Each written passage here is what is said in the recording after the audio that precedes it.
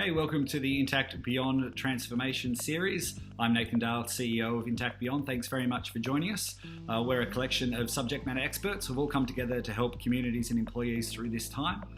Facilitating is Nicole Watson, and our subject matter expert today is Wade Russell. Wade is an expert in the risk space and will be talking us through how we manage hazards around the home, risks around the home, as well as ergonomic setups and how to make the most of our time while we are working from home. I'll throw over to the team now, and thanks again for joining us. Hi, my name's Nicole Watson. I'll be facilitating today's deep dive with Wade Russell from Prensa. Wade will be talking about physical hazards in the environment and an ergonomic assessment. Hi Wade, how are you? Good, thank you, Nicole. Great, thanks so much for taking the time to share your expertise with us today. Look, a lot of people have been forced into this, working from home. I'm sure things are no different for yourself. How has this time affected you personally? Nicole, very different. It's a very different environment to what I'm used to. Being a consultant in an office full of 50 graduates and people who require a lot of training and development. It's a very different environment we're in, that we can't do that. There's no hands-on touching, talking about what we're actually doing and how we're trying to develop. So we're doing a lot of online training. The social aspect has gone out of it clearly with doing social distancing, as we talk about. So I would say we're relying a lot more on our technologies and relying a lot more on communicating on a regular basis through phone and through the IT system to keep in touch and make sure everyone's doing well. Definitely. I think, technology is our best friend, but, also our worst enemy at the moment. And we're all having to think of new ways to collaborate and to get together and recreate those moments, or those meaningful moments that we would have had at work, in our home environment. Yes, definitely. Some of the physical hazards and ergonomics in the home. And I guess importantly, our homes are not set up as workplaces, clearly, in the majority of cases. Our homes are set up to be our homes, to be places we go to relax and wind down from work, where in our current circumstances and possibly in our future circumstances, it's going to become a location we do a lot more work, and there's going to be hazards we haven't even thought about in our home that we're going to be dealing with day in, day out. Definitely. So today I want to talk about three particular elements that we need to think about. I want to talk a little bit about legislative obligations. I don't like talking a lot about that because it can be a little bit boring for people, so I'll try and keep that light. I want to talk about physical hazards that you walk past every day you're at home, and every day when I'm at home, I'm doing the same thing. And then talk a little bit about ergonomic workstation setup. And the reason I want to talk about the ergonomic side of things is that we tend to be working at our kitchen table, or we're working on a coffee table, or locations that were never designed to be used the way they are. So I want to give you a few tips about how to set up correctly so you don't injure yourself over this period. Great. Okay, so let's start off with some legislative obligations. Firstly, I wanted to say that a workplace under what the legislation says around workplaces is covered in at least in New South Wales, the Work Health and Safety Act of 2011. Now, it says that I'm going to use a general terminology here of employer instead of a term that we normally use, which is PCBU, persons conducting a business or undertaking. I'm going to take that out of the system. It's a difficult one to remember. It's your employer. And what I'm going to say is that employers have obligations to do 7 different things in our workplace: to make sure our environment's without risk to health and safety, to make sure that if they give us plant and equipment or a workplace to work in, that's safe, that they make sure that the systems we use when we're at work are safe, if we have substances, chemicals, if we have, again, plant and equipment, that is safe to use, that we actually have bathrooms and facilities, kitchen facilities available to us to use, that we are informed, instructed, trained and supervised in everything we're doing, and that we can actually monitor the workplace to make sure all of those above things I've just talked about are operating effectively. So The general question I get from people is, well, that's very easy in a workplace where it's been set up fit for purpose and all of those things can be dealt with. What happens when I now ask you to work from home? Is that actually considered a workplace under the law? And what does my employer need to do to manage that situation? And our next slide here, I wanted to give you a quick summary of what it says under the law. So a workplace is in fact a place where work is carried out and includes any place where a worker goes or is likely to work while at work. That's anything really. That's your car if you're working out of your car. But in this instance, we're talking about your home. So our employers have an obligation to make sure that we actually work safely in our own homes. Does that mean that you say to your employer, I need to add on an office, I don't have an office environment? Of course it doesn't. And we talk about in the bottom there, there's a couple of words called reasonably practicable. Your employer needs to make sure your workplace is as safe as it can be and make it if it's reasonably practicable to do that. So don't go asking for a new office to be developed or new. A lot of people were out looking for brand new ergonomic workstations and chairs, which just weren't available to people. So they had to improvise with what they're actually using. So I'll talk a little bit about that later. So does your employer have to make sure you're safe when you're working from home? Absolutely they do. How they do that is up to you and them to work through. Okay.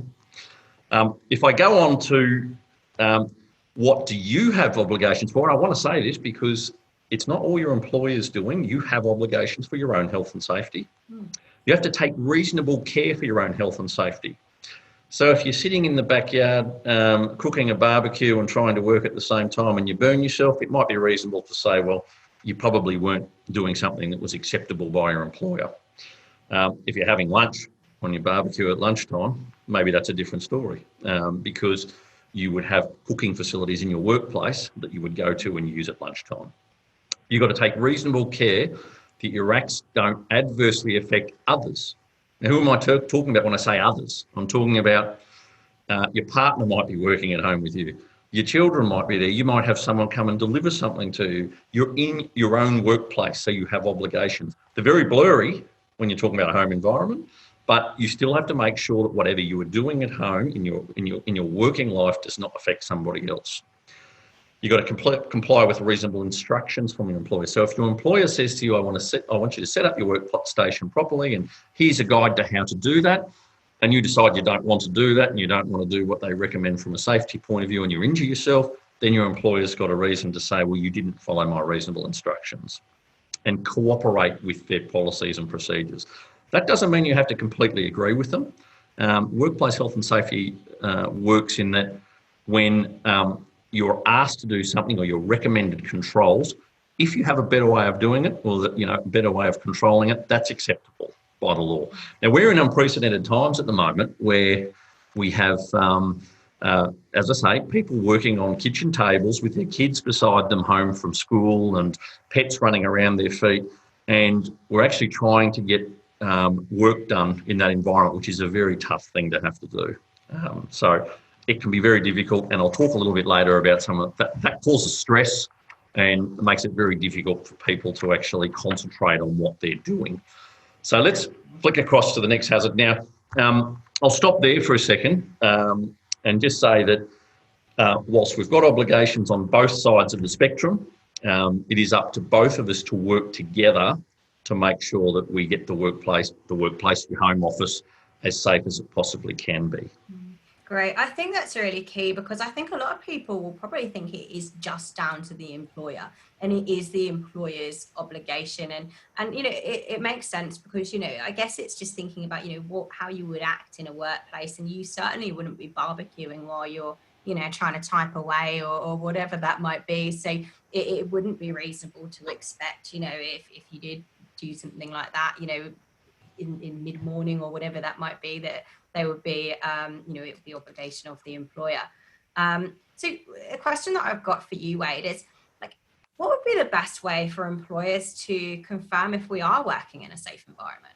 The best way they'll do it is they will likely, as we have done in our workplace, as good corporate citizens and safety experts, ask you to read particular documents that are produced to make sure your workplace is safe. They may have internal policies they've asked you to look over. They may have used checklists that go through what a safe workplace actually looks like. And when I say workplace, I'm talking about being at home. So at the end of this presentation today, I'll give a couple of online websites that people can go to. If they haven't had that from their employer, that they can go and do some checks and balances to make sure they're comfortable with what they're actually doing. But ultimately, again, those sorts of processes, it's a two-way street. You require your employer to support you in those roles at home, and it also requires you to make sure that they understand what your risks are at home. Fantastic. Thanks, Wade. And I guess, that the next question is, a check happens, and it's not a safe place to work. What do we do then? Nicole, remember go back to where I talked about that terminology, reasonably practicable. The law says that we must do what's reasonably practicable to make sure someone's safe in their workplace, whether that's in an office environment or at home. So if you require a chair, a fully adjustable chair to make your workplace more comfortable and so you don't have injuries, then it's reasonable to suspect that you should be able to go out and get a chair to make sure you're safe. A lot of, as I said earlier in the piece, there was a lot of equipment not available because everyone is actually working from home at the moment. So you have to make do with what you've got, but your employer has to do what's reasonably practicable. Don't ask them, as I said earlier, to add on to your house with an office or do anything that is super expensive and doesn't really give any more benefit to you. But anything that is hazard specific that can be done at a reasonable cost for a reasonable risk outcome should be done, basically. Great. Thanks very much for sharing. Okay. I'll go on and talk a little about some of the physical hazards that we've come across over many years of doing this type of work. I've been in health and safety for 20 years now, and I've seen a lot of different workplaces. And the picture I have here is not unseen. That does happen. And when you are in your own home environment where you haven't got someone overseeing what you're doing and making sure things are safe, you tend, if you're a messy person, you might be in a messy environment. But as well as that, you are working in an environment that could be your lounge room, it could be your kitchen. You may be working right alongside kitchen appliances. You may have pets under your feet. So there are so many different hazard scenarios you could be dealing with in your home life that you don't think about because you're not thinking about hazards when you're at home. You're relaxing, you're enjoying yourself. So there are so many different ways we can make that environment better for people to actually work in, just by doing something as simple as segregating where your workspace is from the rest of the house. If people are anything like me, I have a kitchen set up. No, it's not a kitchen, a dining room set up where I'm set up at a dining room table. I have an extra screen, so I've got an ergonomic setup. However, it's in my dining room. It's between my lounge room and my bedroom. So I tend to be one of these people who will go and look at the computer and look at emails in the middle of the night if I'm up to see what's going on and see if I have to respond to something. That's one of the big hazards of what we're doing here, is not switching off and not getting ourselves away from the workplace, so to speak. So the best way we can do that is to have a segregated area. If it's not an office, it's another room, a bedroom that can be used as an office, that you can actually set your work environment up in, and make sure you actually run it like it's a normal business day. You have breaks, whether it's morning tea, lunchtime, afternoon tea, and when you finish at the end of the day, you shut down and you move away from that room and you leave work behind. That's one of the key things I can recommend that people need to do, because it can be very tough if you're like me and you like to go and make sure everything's fine. There's probably a lot of people doing a heck of a lot more work at home now than they ever have before. Okay. Definitely. So certainly the idea that we do less work at home, I don't think is true. And I'm seeing that with my own people, that they tend to be working and getting online at hours I don't want them doing that at. So separate yourself and make sure that your environment is as safe as it can be. The next slide I'm going to show you is some of the hazards that we can see around walkways and access. Again, we don't think of this.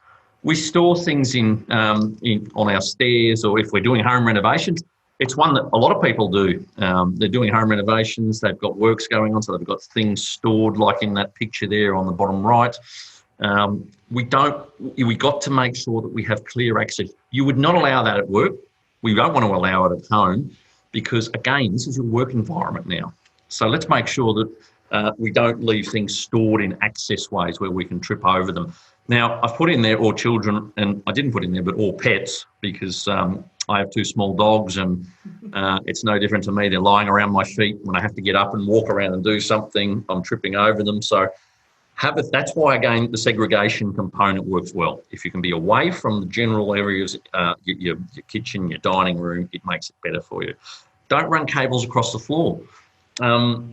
People like to have lots of things around them at any one time. They've got their phone plugged in, they've got their computer, they've got a screen, they might have a phone, other items actually plugged in, and they've got too many things for the actual power outlets, so they have to run cords across walkways. So don't do it is the first thing I'm going to say. Remove mats that could be trip hazards. That you might not think about it every day, but if you're going up and down an area fairly regularly, think about the fact that you could have a trip hazard. I think it goes without saying that you clean up spills in your own house, but if you think I'll come back to that later, have a think about the fact that might cause you problems as well if you forget about it, because you were so focused on what you were doing that you forget the fact. In fact, if you put something on the kitchen cooker and forget about it and go and do something else, when you're at home, you're not thinking about what you're doing in your office. You may well forget about putting something on to cook and then walking away from it.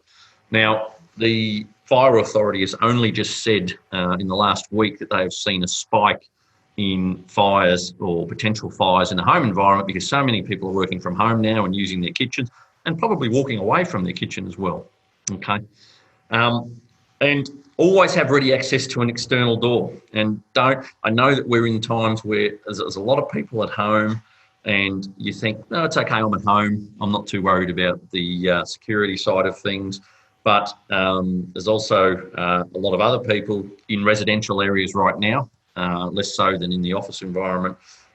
Make sure that you have access to an external door and you don't have it locked from the inside with no key available. I've seen it plenty of times. So tips on walkways: move non-essential items out of the walkways, run your electrical cables, I say around the skirting boards, if I can, around the outside of the room, tape it down if you need to. If you've got a door that locks on the inside, make sure a key is taped to the back of the door so you can get it in an emergency if you need it. And I guess most of all, make sure that all your walkways are actually free of materials. Fantastic. What about some of what we call indoor air quality is a big one in our office environment. We come to work, we've got very good ventilation systems, but in the home it's not that way. We might have windows that can open or shut. We might have very basic air conditioning systems, but we are coming into winter right now. So a lot of people use bar heaters, they use gas heaters, so many different heaters in the home environment. Now, if you're anything like most people in residential settings, we don't get those things assessed or checked or maintained on a regular basis. So all I can say around this is make sure you've got good, adequate ventilation. You need to have flow of oxygen into your environment. So if you get a small room together and you fit your whole family into that room and leave them there for a period of time, they start feeling tired and warm because you're generating carbon dioxide in the environment and you're generating heat. So that makes you feel tired and it makes it more difficult to work, you lose concentration. Make sure you've got good natural airflow. Natural light if you can. I'll talk about lighting in a moment. But where you can, don't use bar heaters. Bar heaters, as people know, have an element that is very hot, and if something falls on it, like a piece of paper off your desk, can become a fire hazard very quickly, and they're very well known for it. Likewise, if you've got an indoor combustion heater or a gas heater, remember that they can actually have leakages into that internal environment. Best to leave those off if you can. If you've got split system air conditioning with heaters, they're probably the best ones people could be using. So try to get fresh air regularly. Use portable fans if you need to increase airflow around the environment. Leave your heaters, certainly bar heaters and heaters that have a very hot element off. And you want to try and keep your temperature between 21 and 25 if you have a thermometer in your room. Hard to do sometimes, particularly when you've got very limited heating and ventilation, but that's where we actually want to be. It's one I couldn't stress enough, given that heaters cause, when you get into winter months, heaters cause a lot of fires. And we get involved to go out after the fact, and we see a lot of these fires occur because of that reason. So add to that the fact you've got your whole family home in that environment and you're off doing different things, it becomes very dangerous. Really good point there, Wade. Thank you. From a lighting point of view, there's so many different things about lighting. I'm not going to go, I just gave some key ones here. If you are setting your screen up, and I'll talk about this in the ergonomics section, don't put an open window behind where your screen is, because it's actually very bright coming from outside and makes it very difficult to actually read your screen. Causes people to get eye strain, which makes people tired and makes concentration again very difficult. If you've got internal lights, and I've said here, if you've got overhead lights like you do in most homes, what you want to do is make sure that you are not creating some sort of a shadow over your work area. So try and set your work area up so it's either just beside, like just on an angle from the lights, or directly overhead, but directly overhead can sometimes make it very glary on the surface as well. If you've got directional lights, make sure they're directed away from your eyes so that they're not making it more difficult to see things. And lastly, when you are doing fine work, when I say fine work, you've got a piece of paper and you're reading something, and if you're dictating and typing that into the system and you need to look at a lot of detail, you will need more light than you generally would if you're looking at a screen. So make sure that you've got what I call task-specific lighting when you're reading something closely. Again, if you're using task-specific lighting, make sure it's got a shade so you're not looking directly at a bowl. This stuff is I like to use common sense, but in safety industry over 20 years, I don't like using common sense because people don't often have common sense. So, I mean, you've brought up some really good points. I mean, you've even got me kind of thinking about it as we go, just on the, like just taking like winter coming. I know, like myself and my partner, we love our heaters, and we do have, you know, probably what I imagine would be a bar heater. Yeah. So it's just making me think, you know, when you are on the phone and you are distracted and you are, you know, you do have your head in a task, it's really easy for, you know, for the wind to come, or for something to happen, or for, you know, one of the children to knock something into that heater and you know, to cause that fire. So it's definitely something a point that I will personally, you know, be taking on board and looking at different ways, you know, to counteract that. And when we're in the office environment, you know, we don't need to worry about that because it's all centrally monitored. Whereas, you know, at home when you're cold and if you don't have heating, you put on an extra few jumpers, you put on your dressing gown, whatever that might be. A lot of people are conscious, you know, about how they're appearing online, how they're appearing, you know, in video chat as well, and may not want to layer on those, you know, those extra jumpers. So it's definitely given me a few things to think about there. So thank you very much. Yeah, definitely. A couple of other items to think about is noise. And Nicole, you and I were talking about this a little earlier. In recording something like this, when you've got construction work going on outside of your property, or you've got renovations going on, which a lot of people are doing at the moment. I've just put in here a little bit of a temperature check on what sort of noise levels we want. But I always say to people, it causes poor concentration when you've got noises going on around you, of course. It can interfere with these sorts of communications when you've got people online that you're talking to. And it can also over time cause fatigue, which people probably don't realise. There are more serious implications of noise when they get to a lot higher levels, like things you're seeing there in the orange and the red. But from our general usage in a work at home environment, some of our clients have actually given out to their staff noise cancelling headphones. So if they're working at home with partners, children, dogs, with one looking after the children, they can put noise cancelling headphones on and try and get some work actually done. You can put physical barriers in. As I said, segregating yourself from the rest of the house. Closing a door, believe it or not, has a very significant impact on reducing noise levels. Moving to a more quiet location in the house, so distance. If something's happening in the front and you can go to the back, that's a good way of actually dealing with it. And limiting background noise. I know that certainly some of our guys, when in the past they have been wearing headphones in the office where they can listen to their music at home, no doubt they've got it in the background without the headphones on blaring. that just makes it a lot harder for you to actually get your work done. So make sure your noise levels are appropriate for comfort reasons. What about security? Now, security is becoming a big one, I think. Everybody is at home at the moment. You've got a lot more people in the suburbs. From a security point of view, remember that there will be a lot more people actually on the street. And I don't know about you, Nicole, but I've found wandering around the streets, doing some exercise, there are a lot more people around than there have been in the past. Yeah. So remember that with a lot more people around can potentially come a lot more people who want to steal things out of your house as well. So make sure that you're locking up appropriately. If your office is at the back of the house and your front door's unlocked and you think, well, I'm in the house, no one's going to come in here, think again. Are you storing valuable items close to windows that invites somebody to actually walk in? Now, I said this to my wife the other day. We set up a home office in the front of the house, and with the blinds open, you can actually look at computers and all sorts of things in there. And I said, that's just inviting someone to come in and try and steal something. So think about what someone from the outside can see when they're looking in. And the other thing that is not really my background, but cybersecurity, I know that some businesses do that very well, but others don't. So ask the question of your employer. If someone's asked you to go and work from home, is this secure, what I'm actually doing? And I think we've seen that with some of the online systems where people have been dropping into actual meetings, such as this one. So, but remember that no matter if you're at home or not, there's still going to be people around who will take advantage of that environment.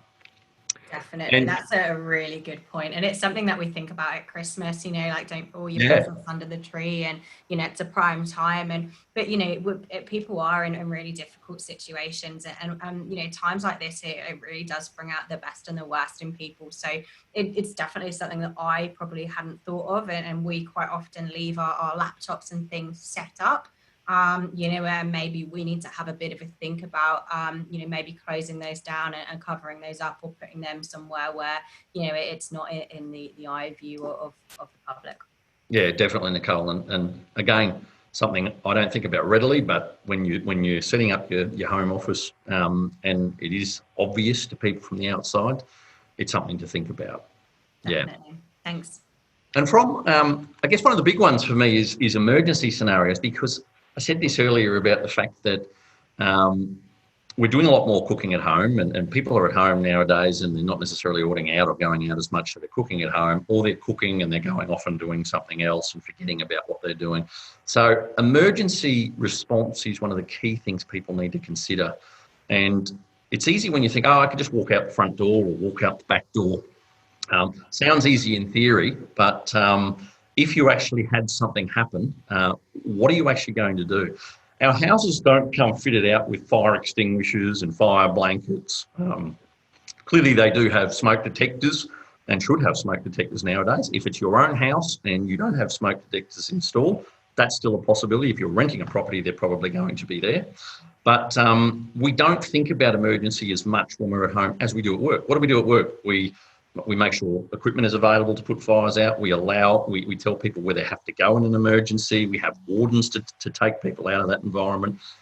When you're at home, you're on your own potentially, and you don't have the support of somebody tapping you on the shoulder and saying you've got a fire in the back of your house to get out. So it makes it all the more important to make sure that you manage any heat sources in the house appropriately. You're there when you're actually using that heat source, and you're not otherwise taken away from it. You don't smoke in the house if you can help it. I know that we can't legislate. That might be a question for someone. We can't legislate against people smoking in their own homes. But I can tell you that a lot of the insurance claims I've seen over the years where houses have burnt down have been because someone has put a cigarette on a desk, or when they're working in bed, and it's dropped, and they've actually started a fire and burnt the house down. So if you can smoke outside, do it. Keep it as a separate location, like you would if you're at work. When you go outside, go and do the same thing. Make sure if you've got a smoke detector in your house, which you should have, make sure that it's got a charged battery in it, and that you test it every month by pushing the button and making sure it actually goes off. Pretty important. No point having something on your ceiling that doesn't work. You don't have to have a first aid kit in your home, like we don't have to have one at work, but you've got to have ready access to where you can get first aid if you need it. Which brings me to the last point, which is the emergency evacuation numbers, or numbers of local people around your area, whether it's the fire or the police. 000 is obviously the one you need to call if there's something that is emergency, but if there's something that isn't so much, you've got other numbers available to you. And also make sure that one of the things, as I say, we're missing is we're not working alongside other people all the time. So you haven't got that general discussion. So if I fall over or injure myself, there's no one there if you're on the home alone to actually call somebody and let them know. So the even more reason to make sure that we are actually in a safe environment and we're not likely to trip over something. Definitely, and that we're checking in on our friends, checking in on our colleagues, and other people that are working from home. I say to my team every day, I want to speak to them once or twice a day just to make sure everything's going as it should be, making sure that they've got some interaction. They're not just sitting there working all day without talking to anybody. It's as much about stress and relieving that stress as it is anything. The next one I'll come to is electrical, and electrical always is one that concerns me. Now, we forget about electrical. We plug something into a wall, turn it on, it goes. If something gets shut off because our electrical board outside turns it off, then we go out and we turn it back on, and we ask somebody how to do that. But electrical can be a big source of fires in homes as well. There's 10 points, which some of them we've already made, but don't overload your outlets. I've seen many occasions where you've got a power board or a power socket in the wall where someone has put a piggyback or a double adapter, and they put another plug onto another. Before you know it, there's a Christmas tree of plugs. That is just overloading something and allowing that, the temperature will build in that environment and cause a fire to happen. So don't overload things. And the way to get around that is to make sure that if you have got a power board, it has a surge protector on it. Now, people will see this when they're actually buying these in the store, that it's got a red button or some sort of button on it that you can push and it will cut all power to it. So much the same way as your house has one installed in it called an RCD, or residual current device. If a surge in current happens, instead of you getting electrocuted, it will switch it off. So do that if you can get hold of one of those. Unplug appliances when you're not using them. Pretty plain and simple, and actually energy efficient at the same time. Regularly inspect things. If you've got older equipment you're using, you've taken something from the office and it's a little bit of an older piece of equipment, make sure there's no damage to it, because again, it can cause a fire. Don't use extension cords unless you really have to. Extension cords are only ever meant for short-term works, and if you use it over a long period of time, the flexing of that cord and the walking over that cord actually causes a damage long-term. Don't plug in. I talked about space heaters, and this is a US slide, sorry, but space heaters and bar heaters are an issue in this country as much as anyone else's. Don't run cords under mats. Clearly, heat, electricity causes heat and generates heat and can be a real problem, but you can also, having it under a mat can push it over and actually rip it out of the wall and pull the pins out if it's damaged enough. Don't run power across walkways, obviously. And the last thing I want to say is make sure that if you are putting papers on your desk and you've got any device that has heat involved in it at all, that you've secured them. And I said open windows earlier, but remember, if you open a window, you could be pushing something like a piece of paper onto a heated surface. So electrical can be a big one for people. I think it's going to be it really is going to be a big one, because I mean, like, we all have so many devices. And if you're in a room, you've got everything plugged in, you need to use all these devices. We're not many use, to overload them. Not many use extension cords, because it's not like, what do we do in that situation then, Wade? How would we manage the fact that we need to use all these devices at once, for example? How do we, and we can't plug them in, we can't overload it. How do we manage that? The best thing we can do is number one, not to use double adapters or piggyback plugs. I'll say that straight up. I don't like them. They're not used in a lot of industries. So don't use those if you've got them lying around the house. Get yourself, as I said earlier, one of these, a power board that's got enough outlets for what it's designed for. Don't buy something that's got 3 outlets if you need 6. Buy the right number of outlets, buy a power board that's actually got a surge protector in it, built into it, and make sure that you're only, when you're plugging it in and you're actually, they usually come with quite short actual extension leads. So they're not meant to be run long distances. So try and set your workplace up or your office and your desk up as close as you can to it so that you have ready access to your power board. I normally put it up on the back of the desk and use some way of holding it in position so that you're working on something very close to where you are. It's not all jumbled up around your feet so you can get up and trip over it. But that's the best bit of advice I can give. Surge protection and the right number of actual outlets on it is what you need to be looking for. Awesome. Great. Thanks so much. And lastly, just another couple of hazards to think about. Again, not one you're thinking about a great deal, but in your workplace, you've got chemicals. Someone comes in and cleans it. And they might be using chlorines and hazardous chemicals. Be aware of the fact that if you're using those in your home environment, that you don't necessarily have to have safety data sheets in your home environment. You have to have that by law at work. But it's good to have them. They tell you what the risks are of particular chemicals, but try and use things that are what we call non-hazardous. They're not going to cause, they can't be lit up by a flame or anything like that. So non-hazardous, environmentally friendly is the way to go because it's going to be much better in the environment and your own home. And the second part of that, the last one in the physical hazards, when I say physical, it's psychological more than physical, is stress. As I said earlier, we are working longer hours. We are working in an environment where we don't have as much external influence on what we're doing. It's very easy to get very stressed out. Make sure that you manage your day correctly by having your breaks and trying to divide yourself, as I said earlier, and to segregate yourself from your children and your other family members as much as you can. Easier said than done, I know, but hopefully you've got other people in that environment that a husband or wife or partner or somebody who can help out in that process. Definitely. And it's great that you've kind of touched upon, stress, because we do have a couple of experts, Heidi Horn, who looks after wellness in the workplace as well, and also Brad McEwen from Beyond Blue, who's going to be touching upon mental health later on in the series. Very good. And I think it is a big one.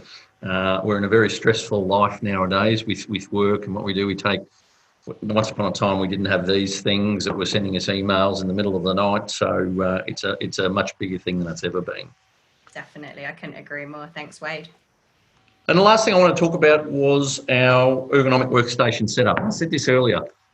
When you actually are in your existing workplace, your employer sets it up perfectly for you. You've got the screen, the chair, you've got all the things you need to be set out correctly. So this is more about how do I actually get that in my home environment without actually having to spend a bomb as well on trying. You can't get these items at the moment. And in fact, when I tried to do this for my wife probably a month ago when COVID really hit, we couldn't get desks with all the movements in them that you need to make sure it's a proper ergonomic desk. So we had to just make do with what we had and come up with alternatives to give us what we needed. So the first thing I want to talk about is setting up your workstation. And when I say your workstation, I'm literally talking about, it could be your kitchen table. It could be, hopefully it's not a coffee table. They're a bit too low for what we want to use them for. But certainly kitchen tables and desks in your home environment. The first things you want to do is make sure that you set everything out correctly. The picture I have used on the bottom right demonstrates that you want to make sure you've got enough leg room so you can actually sit straight at the desk. And I've seen this many times before where people have a lot of equipment around them. They've got things plugged up, pushed under the desk. My wife has the two dogs under the desk, and I say you can't let that happen because you can't sit under the desk properly. So you've got to make sure that you've got enough leg room under that desk so that you can move around and do what you need to do. Secondly is making sure that you have all the main things you want to use or you use regularly within reach. And that picture on the left of screen there shows you what we call the primary zone, the things we're using regularly. We're using mouse. We might be on the phone regularly, so that might be in that location. But it's everything we are using pretty much all the time. You want that in that green zone. The orange zone, if I can say that, it's a secondary zone where It's within reach. But it takes a little bit of effort to get to it, if I can say that. So they're the things that we may not use regularly. And you can see in the picture, we've got a coffee cup there. I said earlier, think about everything you're using in your environment. We've got electrical items as well. Think about if you're drinking coffee over it. No doubt we're doing that at work every day as well, but think about that. And then the red zone in that picture is meant to demonstrate that these are locations that we don't want to be getting things from. So storage locations, they're out of the way. And this might be where I just spoke about having the electrical power boards plugged in. Do it at the back there because you don't need to get to it regularly. And we don't want people reaching over for it because that's when problems occur, basically. So a very simple diagram to show how to actually set the desk up and have everything in the right order. When we go to the next one, which is setting your chair up, the importance of having a chair that adjusts can't be understated. But again, if we can't get access to those chairs, there's other things we need to do. But importantly, let's have a look at the 4 items across the top. You want to be sitting in an upright position, clearly. First thing I think about when I look at that first picture is people I see laying in bed with a computer on their lap. Clearly not a good ergonomic position to be in. It's comfortable for a while, but after a while it might get pretty painful on the lower back. So you want to be sitting in an upright position, and you can see that picture shows the front of the chair tilted forward slightly so that your legs are at almost a 120-degree angle. That allows you to get the right posture in your back, and you can see on picture 2, trying to have that backrest with the lumbar support right in where your lumbar is. Okay, so look, if you can't do that and you haven't got the ability to have a chair that's got movement in it, you can actually use a towel. You can fold a towel up and put that in behind your back so that you've actually got that support there for you. It just helps that curvature in the spine. The third picture there is meant to demonstrate that you don't want your arms at anything. You want it at close to 90 degrees to the desk, so that you're not reaching up and you're not reaching down. That means that your weight is just on your arms and you're not using muscles in your arms to hold them up or down. And the last one there is meant to demonstrate that you want adequate leg room, clearly, between the actual your leg itself and the bottom of the workstation or the table. Now, the other thing to think of here is your armrests, and a lot of chairs nowadays come with armrests, like mine does right here. If they're not adjustable, you might not be able to get under the desk. So you'll need to, it could be a problematic one. So if you've got armrests, adjust them down so you can actually get close enough to actually work effectively. If you can take them off, take them off. But remember that your armrest might cause you problems. When we go into keyboard and mouse, go back to that thought of that green zone I showed before. They're the things you want as close as possible to where your arms are sitting. You want them to be in a relaxed location. You might be left-handed or right-handed when it comes to mouse use, whatever is appropriate for you. But ultimately, you want them as close to your body as possible so that you are not stretching and using a lot of arm movements to actually do the job. And I know on a lot of ergonomic desks nowadays, you can actually get a keyboard section that drops down, which also gives you that bit of extra movement to get that right. Now, a lot of people won't have access to that, as I didn't, because I'm working at home. So you've got to use your chair to manage that a little bit better. I've also put a picture in there of a wrist pad on a mouse pad, or a wrist rest on a mouse pad. When you are doing a lot of work with a mouse, it causes what we call occupational overuse syndrome, OOS, once known as RSI, repetitive strain injury, which can affect the wrist itself because you are using your hand for very significant movements all day long. Not something we knew once upon a time because we didn't have mouses and we weren't using them as much as we do. A way to assist in that is to have this sort of a mouse pad that allows your wrist to rest on it, so it's taking the pressure of your arm and not your actual wrist itself. As well as that, if you're very difficult to do, I have tried it, I'm not very good at it, but switching your mouse back and forwards between your hands if you can sometimes will give your hand a bit of a rest. Getting up from the workstation gives you a rest.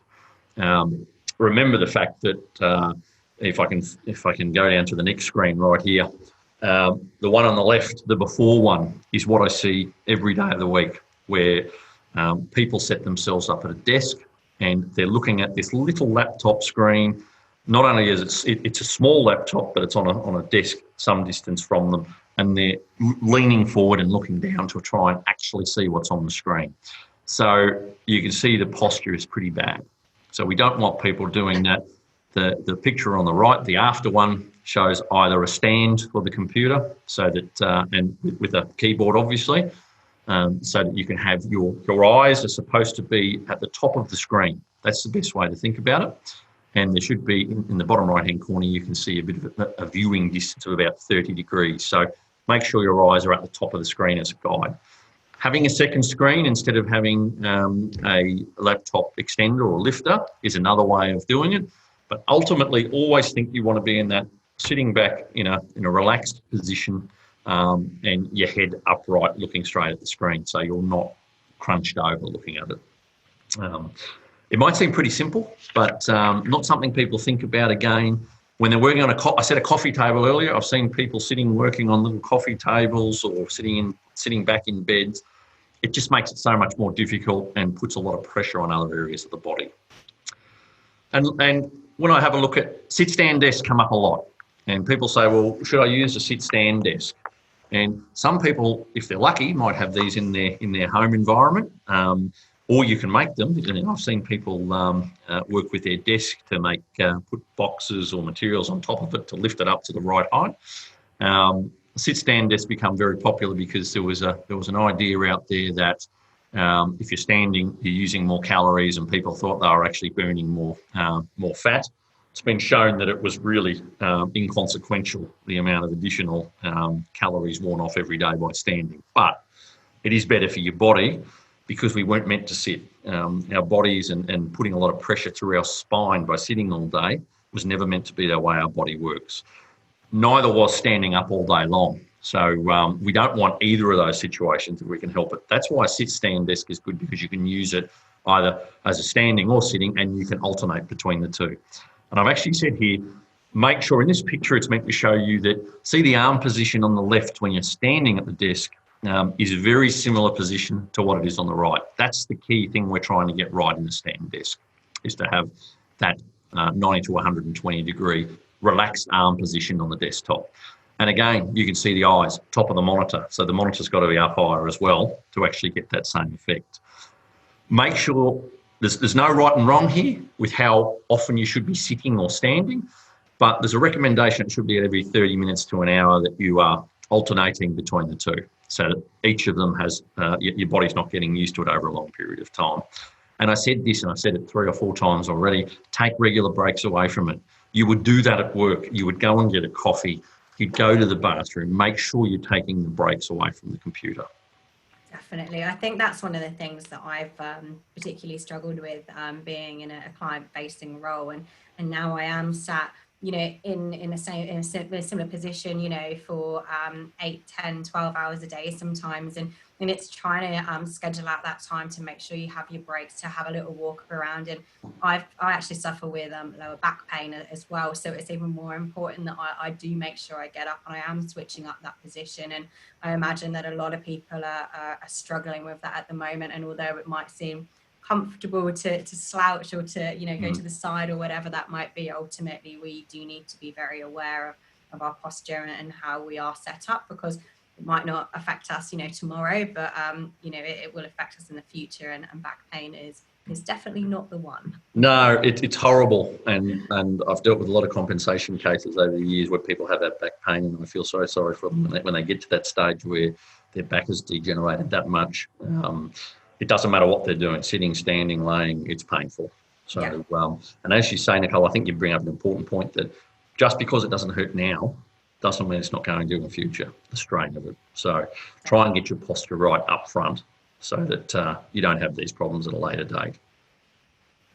And lastly, I just wanted to say, some tips that pull all of this together, and that I want you to think about basically is to segregate your workspace. That's key. I think that's probably one of the important things you can do when you're setting up at home. And no doubt most people, if they've got kids and family members and pets running around their home, they would think that would be a great idea. Whether you've got the space to do it or not is another story. Set up the space. I said set it up for success. Remove the clutter. Make sure you set the workstation up in accordance with what I was just talking about. Make sure it's comfortable by following those rules I spoke about, and not sitting on the floor or sitting in crunched up positions where it's difficult to actually do your work. Deal with the hazards about making sure you've got your exit in place, making sure you're not turning kitchen appliances on and walking away from them, making sure you've got those smoke detectors operating appropriately, making sure you've got a work routine in place. Get up and walk away from it, go and do something different and come back. But remember that you have to switch off at the end of the day. That's what, as you said a moment ago, Nicole, I'm the same. I find it very difficult to switch off, and when you're working from home, it's so much harder to do that. So turn your computer off and walk away from it and leave it. Make sure you ask your employer for help if you need it. They're there to help, and they've got an obligation to make sure you're working safely. So make sure you speak to them about how they can do that. Set up a support network, and this is one I can't stress enough. As someone who's been working from home, as a lot of people who are watching this will be, when you are at home by yourself, you may not be speaking to people for an entire day or even days. Make sure you've got people to check in with, or someone who can check in with you. Because if something does happen to you in your own home environment, your employer may not know about it. Your friends may not know about it. It's not only good for the safety of your employers, making sure you're safe, but it's good for your mental health, as I already said, to be talking to people, which is my next one, which is a support network. And then lastly, and I say this not so much flippantly, but enjoy the experience as much as you can. Before this whole event occurred, certainly as a business ourselves, we didn't encourage working from home. We encouraged people to be in the office. We encouraged people to be working with each other and consulting each other on a regular basis. Now, I think there is it's enjoyable sometimes to work from home for a period. I think if you're doing it a lot, it becomes more difficult, but it can be an enjoyable experience, but enjoy it while you can. But be aware that I think in the future that could be somewhere we go, where we actually do have less people working in offices and more people working from home. And that was going to be my next question, Wade. It's such unprecedented territory at the moment. We're not sure what the future holds. I've been asking a lot of people this question, and I've had a lot of, different answers. It's, how do you see the working community transforming beyond this period and beyond today? And yeah, as I said just a second ago, Nicole, I think we are going to see employers seeing the value in, they've not wanted to do this because they've not necessarily understood the IT, the programs behind it. They've not understood how it would work, so they've been reluctant to do that. Mm-hmm. And then we've been thrust into it in this whole process, and we had no choice but to do what we're doing. And I think we've had to work out, we've had to learn as we were going. And personally, as someone who is not great with technology, I've had to learn what I had to learn out of necessity. And I think a lot of our clients are saying it's actually working. And we haven't seen a drop-off in people's work hours or their output. We've actually seen an increase in that. Not necessarily good for the individual, but the businesses are understanding that they may not need to have this really expensive workspace available to them to have everybody coming in every day of the week. So I feel that we will see more people working from home in future, and more resources put into generating these sorts of online communication methods, so that we're actually working further into the future. So that's how I see what's actually happening. Great. Thank you so much, Wade. I mean, You know, just looking at the presentation itself, it certainly got me thinking about, you know, a number of things in terms of, you know, how I sit day by day, you know, how much time I'm sat down, what the physical hazards are across the house. I mean, funnily enough, when you mentioned, you know, knowing where your exit points are, knowing where your fire extinguishers are, things like that. You know, I actually saw a young family in my apartment building, and they were stood outside, and they had like a fireman's cap on. And I said, you know, what are you doing? And my neighbour said, well, we're just doing a practice fire drill. He said, you know, because we're now all in the, you know, all here together. You know, if something happens and, you know, and I'm away and, you know, I need my wife to know where to go and what the process is. And also we want the kids to take, you know, take a charge of that and to feel safe. And I thought that was a fantastic, fun way to, you know, make safety and fun and recreate it, and also educate your kids and your household. Definitely. I think it's brilliant. And I was lucky enough to have a family that, and maybe that's why I got into safety, but that when I was a child, did have someone who was a fire, an emergency service type person, come out to our house, work out a method of getting out of our windows, or where would we go in an emergency, and where was the fire extinguisher. And I was surprised at how many people didn't do that. And to me, it was just what you did at home, but that was something my parents instituted. And I couldn't agree more that that is something that is more important than ever when we've got families at home for the amount of time we've got them home for. Just in finishing up, I guess, Nicole, I had some useful links, and maybe we can put these up for people to get to at a later date. But these are links to federal government agencies and state government agencies that actually have those checklists I was talking about earlier to determine whether your workplace is safe. And it gives a lot of guidance around working from home and the risks you need to think about. A lot of the things I've already talked about so far. So we'll make those available somewhere for people to be able to click on and get access to. Amazing. And what about, you know, if people want to get in touch with you, Wade, and find out, you know, more information, you know, about this topic, how do people do that? Look, people have seen the name up there already, but Prensa is the business I work for, and there are some details in here. I'm in our Sydney office, but Prensa is quite a large business of 250 consultants around the country. But these are my details here you've got on the screen currently, and no doubt we will make sure those are available to people outside of this webinar. But I'm more than happy to answer any questions anyone has on the things we discussed today, or direct them to where they might be able to find more information. Fantastic. And we've obviously got your profile and page under our experts page on our Intact Beyond website as well. So please reach out to Wade direct, or obviously to myself, and I can facilitate that. So thank you very much, Wade, for sharing your expertise and for your time today. I really appreciate it on behalf of the Intact Beyond team. Thank you very much. No problems. Thanks, Nicole.